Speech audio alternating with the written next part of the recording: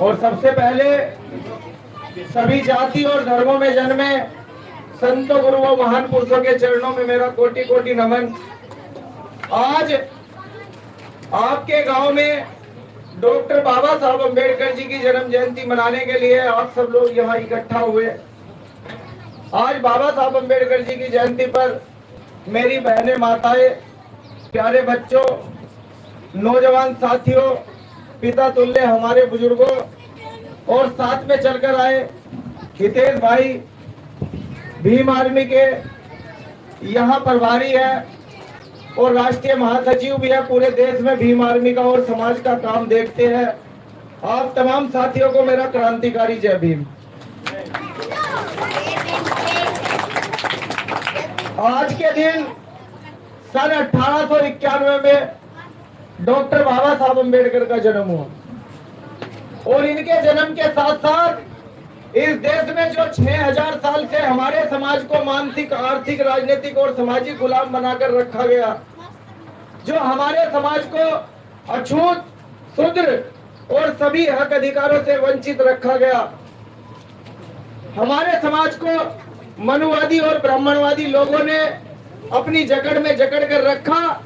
आज के दिन डॉक्टर बाबा साहब अम्बेडकर के जन्म के साथ साथ उन सारी गुलामियों से आजादी का भी दिन है। इसीलिए इस दिन को पूरा देश ही नहीं, पूरी दुनिया भी बड़े धूमधाम और हर्षोल्लास के साथ मनाती है, क्योंकि डॉक्टर बाबा साहब अम्बेडकर से ज्यादा विद्वान और पढ़ा लिखा इंसान ना तो पूरी दुनिया में था, ना आज तक है और ना ही कभी होगा, क्योंकि डॉक्टर बाबा साहब अम्बेडकर एक ही है और वो महान है। उन्होंने इस देश में गरीब और वंचित और दलित, पिछड़े, आदिवासी और इस देश के धार्मिक अल्पसंख्यक, चाहे वो मुस्लिम हो, जैन, सिख, बौद्ध, पारसी और ईसाई, इन तमाम लोगों के हक अधिकारों को इस देश के संविधान में सुरक्षित रखा।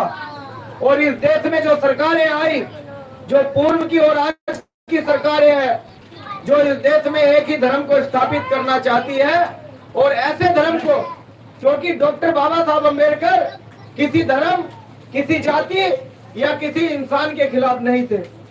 डॉक्टर बाबा साहब अम्बेडकर उस विचार, उस सोच, उस विचारधारा के खिलाफ थे, जिस विचारधारा के आधार पर इस देश में हम 85-90% लोगों को जातिगत शोषण झेलना पड़ा। इस देश में हम लोगों को गुलामी स्वीकार करनी पड़ी। यहाँ तो जानवरों को पानी पीने का अधिकार था, यहाँ सार्वजनिक सड़कों पर कुत्ता बिल्ली घूम सकते थे, लेकिन हम शूद्र समाज के लोग, हम बहुजन समाज के लोग अगर सड़कों पर भी चलते थे तो हमारे पीछे झाड़ू और थूकने के लिए गले में हांडी बांध दी गई, ताकि हमारे थूक पर किसी का, पूंजीपति जो लोग हैं, सामंतवादी लोग हैं, उनका पैर ना पड़ जाए और वो अछूत ना हो जाए। यहाँ हमारी परछाई से भी लोगों को डर लगता था। हमें इतना नीचे गिराया गया, हमें इतना नीचा दिखाया गया कि हमारी परछाई से भी वो लोग दूर भागते थे। और मैं जिन लोगों की बात कर रहा हूँ, क्योंकि मैं किसी जाति के खिलाफ नहीं हूँ, मैं किसी के धर्म के खिलाफ भी नहीं हूँ, लेकिन डॉक्टर बाबा साहब अम्बेडकर ने जिस विचारधारा को हराने के लिए इस देश में अम्बेडकरवादी विचारधारा को स्थापित किया, मैं भी उसी विचारधारा के खिलाफ हूँ, जिस विचारधारा के खिलाफ हमारे हजारों संतों, गुरुओं, महान पुरुषों ने अपनी कुर्बानियां दी। आपके पड़ोस में राजस्थान जिला, राज्य जो है वो लगता हुआ है। आप सब लोग जानते हैं कि वहां किस तरह से देश में हमारे समाज के ऊपर अन्याय होता है। संख्या में सबसे ज्यादा हम हैं। अगर हम एक दिन अपने घर छुट्टी करके बैठ जाए तो इन पूंजीपतियों का अरबों रुपए का नुकसान हो जाएगा और हमारा सिर्फ 400 रुपए का नुकसान होगा एक दिन में। लेकिन हम अपनी ताकत को पहचान नहीं पाए। बाबा साहब अम्बेडकर ने अपनी 4 औलादें कुर्बान कर दी। मेरी बहनें और माताएं इस बात को गौर से सुने, ध्यान से सुने कि डॉक्टर बाबा साहब अम्बेडकर ने तो अपनी 4 औलादें कुर्बान कर दी, और इसलिए कुर्बान कर दी कि इन महिलाओं को अधिकार मिल जाए। आज महिलाएं, हमारी बहनें जो पैंट शर्ट पहनती है, जो प्रधान बनती है, सरपंच बनती है, जो विधायक बनती है, सांसद बनती है, मुख्यमंत्री, राष्ट्रपति बनती है, डीएम कलेक्टर बनती है, इंजीनियर बनती है, डॉक्टर बनती है, जज बनती है, वो तमाम अधिकार दिलाने के लिए डॉक्टर बाबा साहब अम्बेडकर ने अपने 4-4 बच्चों की कुर्बानियां दी। और इसलिए नहीं दी कि वो सारे अधिकार मिल जाने के बाद जिन अधिकारों से आपको वंचित रखा गया, वो सारे अधिकार मिल जाने के बाद आप फिर से उन्हीं मनुवादी लोगों की चपेट में आ जाओ, फिर से उन्हीं के बनाए हुए तीज त्योहारों को मनाने लगो जिन लोगों ने तुम्हें सदियों से गुलाम बनाकर रखा और महिलाओं को पैर की जुत्ती के अलावा कुछ भी नहीं समझा। महिलाओं को सिर्फ पैर की जुत्ती समझा गया और घर में चूल्हा चौखट करने के लिए इनको सिर्फ ऐसे रखा गया कि ये सिर्फ घर का काम करेगी, इनका और कोई काम नहीं है। एक समय तो यहाँ ऐसा भी था कि महिलाओं को आधा तन ढकने का अधिकार था, ऊपर का तन हमारे समाज की महिलाओं को ढकने का अधिकार नहीं था। अगर वो ढकना चाहे तो उनको टैक्स देना पड़ता था। ये बातें आपको इसलिए बता रहा हूँ क्योंकि हमारे संतों गुरुओं महान पुरुषों ने सबसे ज्यादा महिलाओं की पढ़ाई पर, महिलाओं की उन्नति पर जोर दिया। इस देश में महिलाओं को किसी भी तरह का अधिकार नहीं था। आज जो आप यहाँ बैठ गई, मुझे सुनने आ गई, मुझे बोलने का अधिकार मिल गया, ये अधिकार आपको पहले नहीं था। डॉक्टर बाबा साहब अम्बेडकर से पहले आपको ये अधिकार नहीं थे। आपको सिर्फ घर की काल कोठरी में चूल्हा चौखट करने के लिए रखा जाता था, इसके अलावा आपका कोई इस्तेमाल नहीं था। आपको ये समझना चाहिए कि कौन हमारा दुश्मन है और कौन हमारा दोस्त है। किसने हमारे लिए सारे रास्ते खोल दिए हमारी उन्नति के और किसने हमारी उन्नति के सारे दरवाजे बंद किए हुए थे। आपको ये पढ़ना चाहिए, समझना चाहिए। डॉक्टर बाबा साहब अम्बेडकर, महात्मा ज्योतिबा फूले, माता रमाबाई और माता सावित्रीबाई फूले, इन दो महिलाओं और 2 पुरुषों को, महान पुरुषों को आपको पढ़ना चाहिए क्योंकि इनके बिना आपका जीवन अधूरा है। मेरे नौजवान साथियों, मैं आपसे भी कहना चाहता हूँ कि हमारे महान पुरुषों ने तो इस देश में अपने परिवारों की, अपने बच्चों की और अपनी जवानी की कुर्बानी दे दी, बलिदान कर दिया ताकि आप लोगों को अच्छा जीवन मिल सके, ताकि आप लोग पढ़ लिख कर इस देश में बराबरी का अधिकार पा सके, ताकि आपकी बहन बेटियों की जो खुलेआम इज्जत आबरू लूट ली जाती है उसके खिलाफ आप खड़े हो सके, लड़ सके। और जो जालिम है, जो दुश्मन है, जो पूंजीपति है, सामंतवादी लोग हैं, जो अमीर लोग हैं, जो हमेशा से हम गरीबों को दबाना चाहते हैं, जब आप अपनी बहन बेटियों की सुरक्षा के लिए खड़े हो जाओगे तो उन सामंतियों को ये डर हो जाए कि अब इनकी बहन बेटियों की तरफ अगर हम गलत निगाह से आंख भी उठाकर देखेंगे तो अब इनके समाज के नौजवान युवा हमारी आंख फोड़ने का काम करेंगे। अब हम इनको गलत निगाह से नहीं देख पाएंगे। नौजवान भाइयों, आपने भीम आर्मी का नाम सुना होगा, आपने भीम आर्मी का नाम सुना होगा।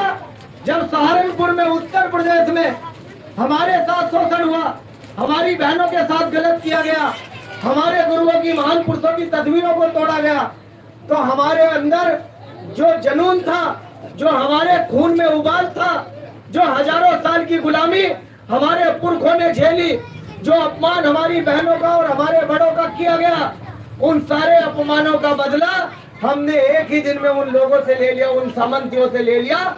उनके घरों में ताले लगवा दिए और पुलिस प्रशासन को इतना मजबूर कर दिया कि खड़ा होकर देखने के अलावा पुलिस के सामने कोई रास्ता नहीं था। अगर हम अपनी बहनों की सुरक्षा नहीं कर सकते, अगर हम अपने समाज के ऊपर हुए अन्याय के खिलाफ नहीं लड़ सकते, तो फिर हमारा जीवन जानवर से बदतर है, फिर हम जानवर से भी बेकार हैं। क्योंकि जानवर को कोई भी मारता है, कोई भी पीटता है, जानवर बदले में उसके ऊपर भोंक तो सकता है लेकिन बदला नहीं ले सकता, न ही उसके खिलाफ खड़ा होकर अपनी आवाज को उठा सकता है। हम इंसान हैं, हम डॉक्टर बाबा साहब अम्बेडकर के वंशज हैं। हम तो इस देश में उन मनुवादियों से लड़कर आए हैं जिन्होंने 6000 साल तक हम 85% लोगों को गुलाम बनाकर रखा। हमने तो उन लोगों को हराया है। हमारे एक ही बाबा ने उनके कई लाख जो उनके पूर्वज थे, जिनके हाथों में तलवारें थी, जो आपको डराते थे कि अगर आप पूजा पाठ नहीं करोगे तो आपका नाश हो जाएगा, नुकसान हो जाएगा, उन तमाम लोगों की नसबंदी कर दी डॉक्टर बाबा साहब अम्बेडकर ने और आपको भारत के संविधान में सारे अधिकार दिलवा दिए। आप, मुझे जानकारी मिली कि यहाँ इस गांव में भी हमारे भाई के साथ घटना हुई, खुलेआम बीच सड़क पर गोली मार दी गई, उसकी हत्या कर दी गई और हत्या करके हत्यारे फरार हो गए। आज कई महीने बीत जाने के बाद पुलिस प्रशासन भी खाली हाथ दिखाता है, दोषियों की गिरफ्तारी नहीं करता है। वो चाहे किसी भी जाति के हो, हम किसी जाति के खिलाफ नहीं है, लेकिन अगर जिसने हमारे भाई की हत्या की, मैं आपको भरोसा दिलाता हूं कि मुझे इस घटना के बारे में आज ही पता चला, लेकिन आने वाले 5-10 दिन में उन तमाम दोषियों की गिरफ्तारी होगी। अगर वो नहीं मिलते हैं पुलिस को, तो पुलिस को इतना मजबूर किया जाएगा कि उनके घर पे बुलडोजर चला करके उनके घर को गिराने का काम करे।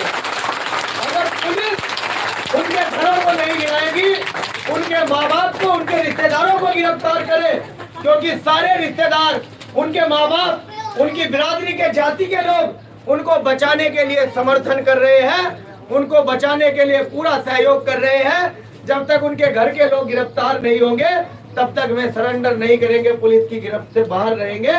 और जिन लोगों को यह भ्रम हो गया है कि वो हमारे समाज की हत्या करेंगे और हमारा समाज शांति से बैठा रहेगा, अब हम दबे कुचले लोग नहीं है। अब हमारे साथ चंद्रशेखर आजाद जैसा योद्धा है। आप टीवी में, मोबाइल में, अखबारों में, सभी बहनें मोबाइल चलाती है, आपने चंद्रशेखर आजाद को देखा है? मोबाइल में देखा है? इस देश में कश्मीर से लेकर कन्याकुमारी तक कहीं भी शोषण हो, किसी भी जाति की बहन बेटी की इज्जत आबरू के साथ खिलवाड़ हो, किसी भी धर्म के इंसान की हत्या की जाए, चंद्रशेखर आजाद सड़क से लेकर संसद तक उनकी लड़ाई लड़ने का काम कर रहे हैं। अब हमारे पीछे कोई डरपोक नेता नहीं है। इस देश में हमारे पीछे चमार वंश के योद्धा भाई चंद्रशेखर आजाद खड़े हैं। आपको डरने की जरूरत नहीं है। हम जैसे लाखों नौजवान अपनी बहनों की सुरक्षा के लिए अपना सर कटा भी सकते हैं और दूसरे का सर काट भी सकते हैं, लेकिन आपके सम्मान में कमी नहीं आने देंगे। डॉक्टर बाबा साहब अम्बेडकर ने तो हथियार उठाने से मना किया था, लेकिन डॉक्टर बाबा साहब अम्बेडकर के समय स्थिति कुछ और थी। समाज कमजोर था, समाज पढ़ा लिखा नहीं था, समाज इकट्ठा नहीं था, समाज जागरूक नहीं था। और कब तक हम अपने बालकों को, अपने नौजवानों को डरपोक बनाते रहेंगे और ये कहते रहेंगे कि बाबा साहब ने कलम से बदलाव किया है, आप हथियार मत उठाए। अब हथियार उठाने का भी दौर आ गया है, नंबर आ गया है, क्योंकि जिन लोगों पर यह जिम्मेदारी थी कि गरीब शोषित जमात के ऊपर जब अन्याय होगा, इनकी बहन बेटों की इज्जत आबरू से खिलवाड़ होगा, इनकी हत्याएं की जाएंगी, तो सरकार की जिम्मेदारी थी कि पुलिस का सहारा लेकर के दोषियों को गिरफ्तार करे और जेल में बंद करके सख्त से सख्त सजा सुनाने का काम करे। लेकिन यहाँ तो सरकार भी सामंतियों के पक्ष में खड़ी रहती है, यहाँ तो पुलिस भी दोषियों का साथ देती है। यहाँ तो धन्ना सेठ जो अमीर लोग हैं, जिनको गरीबों की सेवा करनी थी, जिनको गरीबों की मदद करनी थी, सहायता करनी थी, वो अमीर लोग भी जालिमों के साथ खड़े रहते हैं। इसलिए अब मेरे नौजवान साथियों, मेरे समाज के योद्धाओं, अब आप लोगों को लाठी डंडे और हथियार भी उठाना पड़ेगा, लेकिन आप किसी कमजोर को और बेगुनाह को मत सताना।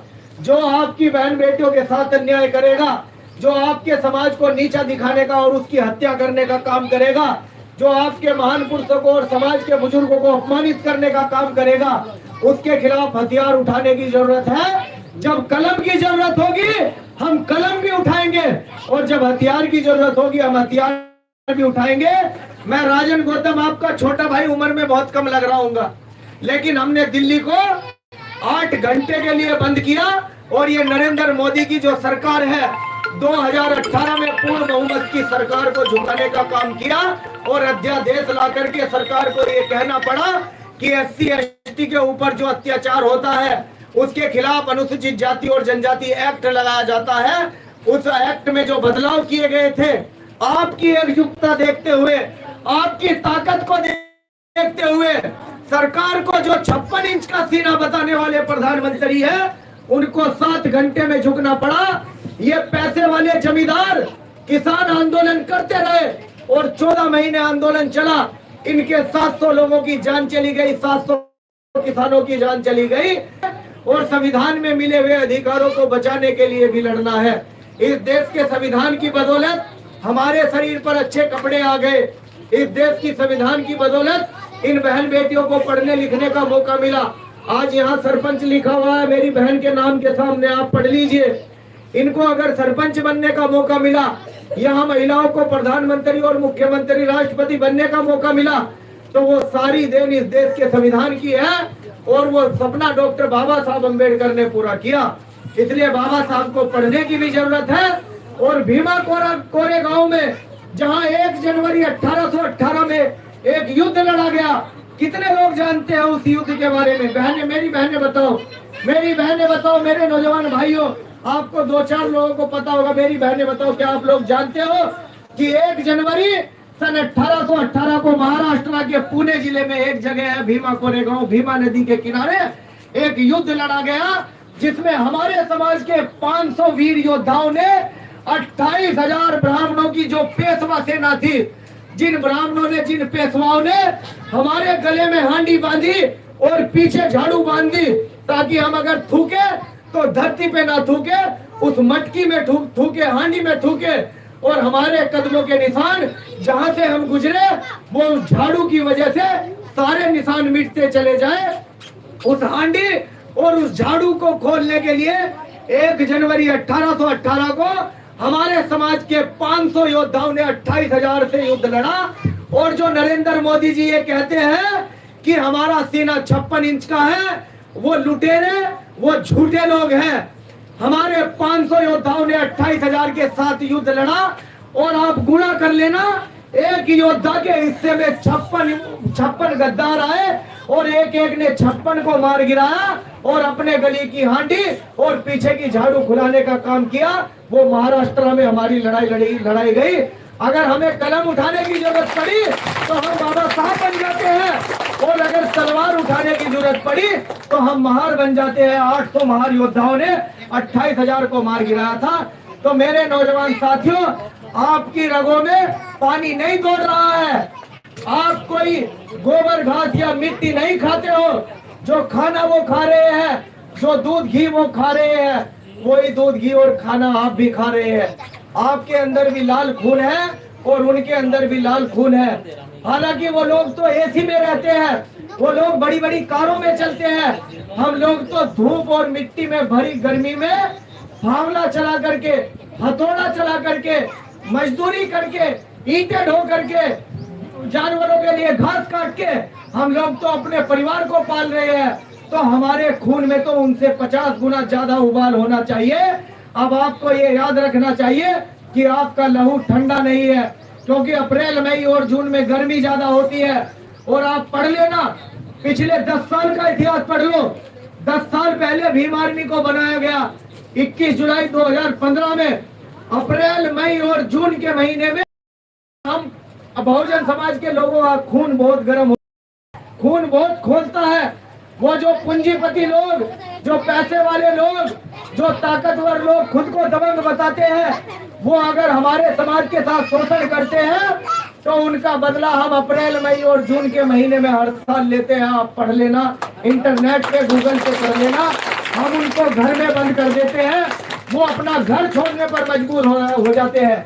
यहाँ पंजाब, राजस्थान, उत्तर प्रदेश, मध्य प्रदेश, हरियाणा और बिहार में हमारी संख्या इतनी है कि अगर हम 2-2 लोग भी अपने घर को छोड़कर सड़कों पर आ जाए तो उनका पता नहीं चलेगा कि उनकी जनसंख्या कितनी है, वो कहाँ रहते थे जो हमारा शोषण करते हैं। इसलिए मैं आपसे ये अपील भी करने आया हूँ कि हमारे भाई की हत्या की गई, इसकी हत्या में हम जल्दी ही संगठन के लोग भाई चंद्रशेखर आजाद जी से बात करके एक फैसला लेंगे, और उस फैसले में हम इस शहर के, ये जिला फाजिल्का लगता है ना, हम फाजिल्का के डीसी, कलेक्टर और डीएम के जो आवास है, जो उनका कार्यालय है, उनके कार्यालय को घेरने का काम करेंगे। अगर हमारे भाइयों की हत्या की जाएगी तो डीएम को कार्यालय में बंद कर देंगे, उसे घर जाने का मौका नहीं देंगे जब तक हमारा भाई हमारे भाई के हत्यारे गिरफ्तार नहीं होंगे, तब तक किसी भी अधिकारी को चैन से सोने नहीं देंगे। ये आपसे वादा करके जा रहे हैं। और मैं ये नहीं जानता कि मेरी भाषा, क्योंकि मैं हिंदी बोल रहा हूँ, आपको समझ आ रही है या नहीं आ रही है, क्योंकि यहाँ पंजाबी और राजस्थानी मिक्स है। मैंने कहा भाई साहब से कि पहले गिन्नी पाजी को बुलवाओ, वो थोड़ा पंजाबी में बोलेंगे, आपको समझ भी आएगी। लेकिन मैं जो बोलता हूँ एक एक बात सच बोल रहा हूँ। आप मेरे बारे में भी जानकारी कर लेना। 17 साल की उम्र में जब हमारे समाज के 56 घरों को आग लगा दी गई, जिला सहारनपुर के सबीरपुर गांव में, आप पढ़ना सबीरपुर के बारे में, 56 घरों में आग लगा दी गई। हमारी बहन बेटियों के कपड़े फाड़ दिए गए। हमारे लोगों के घरों में जो जानवर बंधे हुए थे उनको जिंदा जला दिया गया।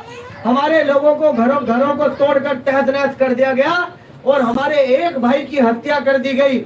तब हम शांत नहीं बैठे।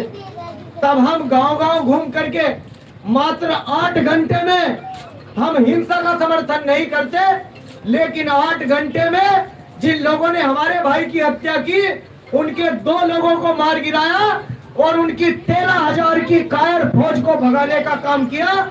उनके घरों में 1.5 महीना ताला लगा रहा और 3 महीने तक सहारनपुर में इंटरनेट सेवाएं बंद रही। ये आपका डर था, ये हमारे समाज की एकता का डर था। और 17 साल की उम्र में मुझे जेल में बंद कर दिया गया। 21 मुकदमे लगाकर, वो भी झूठे, 21 झूठे मुकदमे लगाकर बंद कर दिया गया। मेरा अपराध सिर्फ ये था कि मेरे समाज के घर जलाए गए और उन घर जलाने वालों के खिलाफ हमने आंदोलन किया। हमने सरकार और पुलिस से कहा कि अगर आप दोषियों को गिरफ्तार नहीं करोगे तो बदले में हम दोषियों के घर तो नहीं जलाएंगे, लेकिन उन दोषियों को सजा देने का काम करेंगे। अब हम डरपोक नहीं है, हम समझौता करने वाले लोग नहीं है, हम माफी मांगने वाले लोग नहीं है। हम तो डॉक्टर अंबेडकर के वंशज हैं। डॉक्टर अंबेडकर ने तो संविधान लिख के लाखों करोड़ों लोगों का जीवन बदल दिया। अब हम डरने वाले लोग नहीं है। इसलिए मेरे ऊपर 21 मुकदमे लगाकर मुझे जेल में बंद कर दिया गया और 6 महीने तक, अगर मैं प्रताड़ना के बारे में बताऊं कि बर्फ की सिल्ली पे लिटा करके, इसे डीजे को बंद कराओ भाई थोड़ी देर, नाचने गाने से, जय जय भीम के नारे लगाने से बदलाव नहीं होगा। समाज में शोषण नहीं रुकेगा, हमारे समाज में उन्नति नहीं होगी। अगर उन्नति चाहते हो तो विचार गोष्ठी करो। समाज में बुद्धिजीवियों का होना जरूरी है। पढ़े लिखे लोग समाज में जाकर के जागरूकता फैलाओ। ये डीजे बजा करके हाय उल्ला करने से कोई बदलाव और फायदा होने वाला नहीं है। बाबा साहब का कितना ही नारा लगा लो, एक दिन नारा लगाओगे, एक दिन जोश दिखा दोगे, इससे बदलाव होने वाला नहीं है। अब जोश और बदलाव अगर आपको करना है तो समाज में समझाने का और इकट्ठा करने का काम करो। समाज को बताओ कि किन लोगों ने हमारा शोषण किया है, कौन हमारा दोस्त है और कौन हमारा दुश्मन है।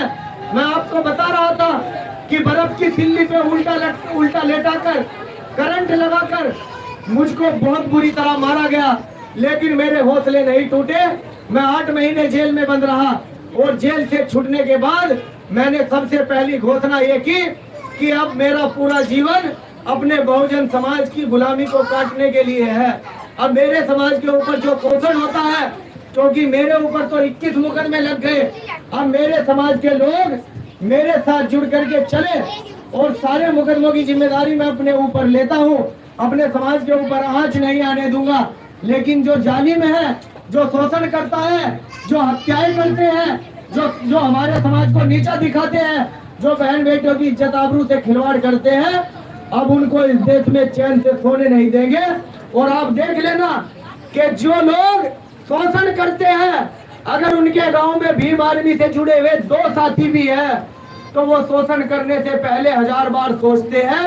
वो रात को सो नहीं पाते हैं इस डर से कि अगर हम अब इन कमजोरों को सताएंगे, अगर बहुजन समाज के लोगों को, SC ST और OBC के लोगों का शोषण करेंगे तो भीम आर्मी के लोग ये नीला कपड़ा गले में डालकर आएंगे, बाबा साहब का नारा लगाएंगे और हमारी रातों की नींद हराम कर देंगे। इसलिए अब उन लोगों के दिल और दिमाग में इस नीले गमछे का, चंद्रशेखर आजाद का और भीम आर्मी का डर बैठा हुआ है। इसलिए आप लोगों से भी अपील है कि आप लोग भीम आर्मी से भी जुड़े।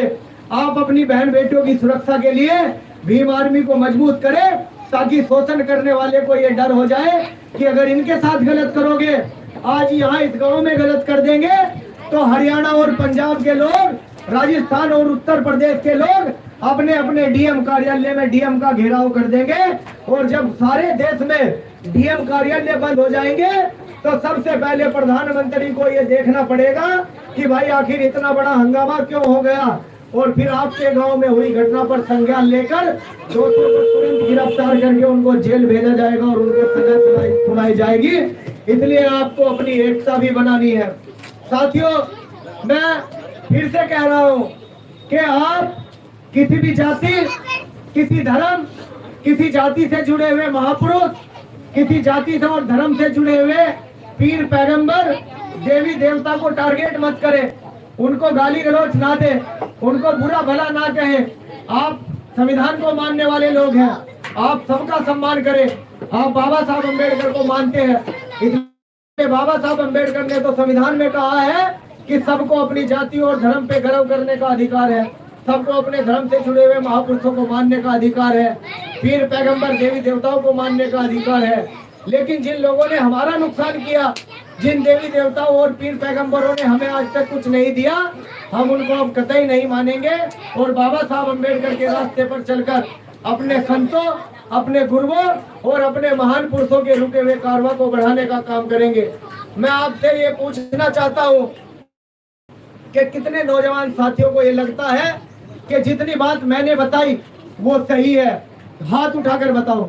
और कितने भाइयों को ये लगता है कि मैंने जो बताया वो गलत है, वो भी हाथ उठाकर बताओ।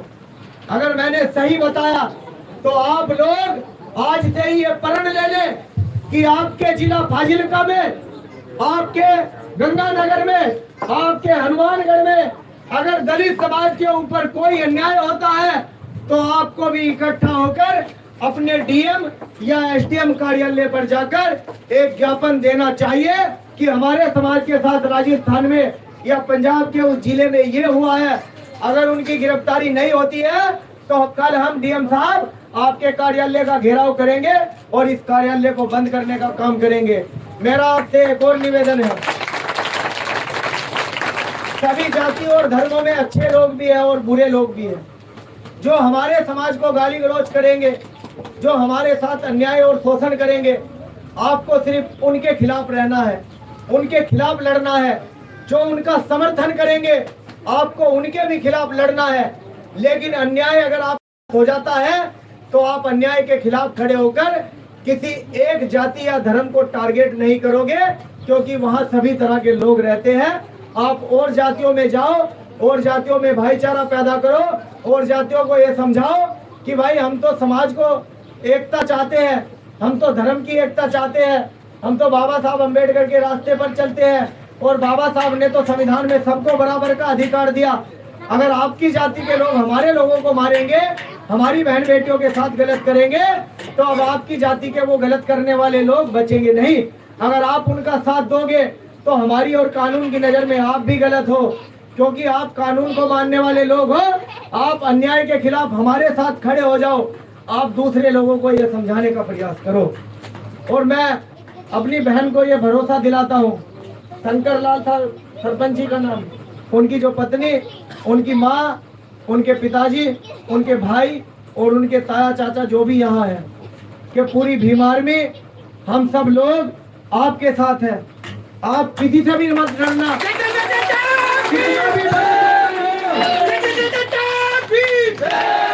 कितना भी बड़ा गुंडा हो, किसी भी जाति का हो, किसी भी धर्म का हो, किसी भी सरकार का संरक्षण प्राप्त हो, आपको डरने की जरूरत नहीं है। आपके समाज के ये लाखों करोड़ों नौजवान घर में घुसकर मारना जानते हैं समाज के अन्याय के खिलाफ। डरना मत, कार्रवाई भी होगी, गिरफ्तारी भी होगी। आपको टूटना नहीं है, आपको डरना नहीं है, आपको फैसला नहीं करना है। वो लोग जेल भी जाएंगे, उनको सजा भी होगी। हम नौजवान योद्धा, पूरी भीम आर्मी, हितेश भाई और नाथू भाई, ये तमाम लोग जो आज यहाँ इकट्ठा हुए, आप अकेले नहीं है, आप एक गांव के लोग नहीं है, यहाँ 10 गांव के लोग इकट्ठा हुए हैं। क्यों भाई? अगर कल इनके साथ समस्या होती है, पुलिस इन्हें परेशान करती है, तो साथ दोगे या नहीं दोगे? अगर कल पुलिस इनके साथ अन्याय करती है, खड़े होगे या नहीं होगे?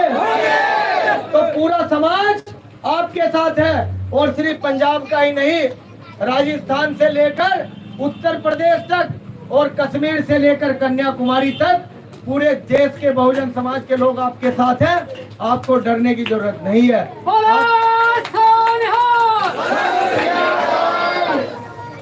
पूरा समाज आपके साथ है, क्योंकि समय ज्यादा हो गया, हम थोड़ा लेट हो गए और रात 11 बजे हमारा एक कार्यक्रम सहारनपुर में था। 11 बजे कार्यक्रम खत्म किया, 4 बजे हम नवा शहर पहुंचे और 4:30 बजे नवा शहर से निकले। हम सोए नहीं, पानी के अलावा हमारे पेट में कुछ नहीं, खाना भी नहीं खाया। आगे भी और प्रोग्राम है, बस आप अपनी हिम्मत बनाए रखें। आप अगर हमारे साथ खड़े हो तो हम पूरे देश को फतेह कर लेंगे, पूरी दुनिया को फतेह कर लेंगे। और आपकी ताकत हम है, आपके साथ हर जगह जाने के लिए तैयार है। जय भीम, जय भारत, जय संविधान। और जिन लोगों ने ये कार्यक्रम करवाया उनका भी बहुत बहुत धन्यवाद, साधुवाद। बहुत बहुत शुक्रिया।